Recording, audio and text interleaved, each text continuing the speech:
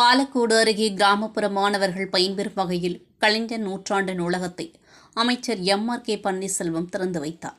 தருமபுரி மாவட்டம் பாலக்கோடு அருகே கலைஞர் நூற்றாண்டு நினைவு தினத்தை முன்னிட்டு கலைஞர் நூலக திறப்பு விழா முன்னாள் அமைச்சர் பழனியப்பன் தலைமையில் நடைபெற்றது. இந்நிகழ்ச்சியில் சிறப்புழைப்பாளராக வேளாண்மை மற்றும் உழவர் நலத்துறை அமைச்சர் எம்.ஆர்.கே. பன்னீர்செல்வம் கலந்து கொண்டு ரிப்பன் வெட்டி குத்துவிளக்கேற்றி நூலகத்தை திறந்து வைத்து சிறப்புரையாற்றினார்.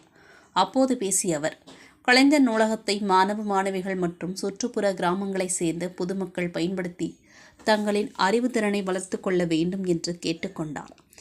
நூலகத்தை திறக்கிற பாலக்கோடு சட்டமன்ற தொகுதி சார்பாக பாலக்கோடு ஒன்றிய சார்பாக இந்த நிகழ்ச்சி ஏற்பாடு செய்யப்பட்டிருக்கிறது. அதற்கு நான் பாராட்டியும் வாழ்த்தையும் தெரிவித்துக் கொள்கிறேன்.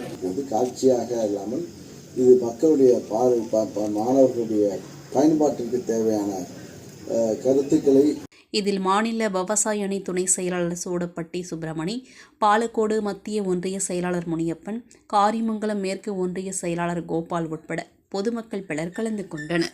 செய்திகளை உடனுக்குடன் தெரிந்து கொள்ள வேதா நியூஸ் டைம் சேனலை சப்ஸ்கிரைப் பண்ணுங்க.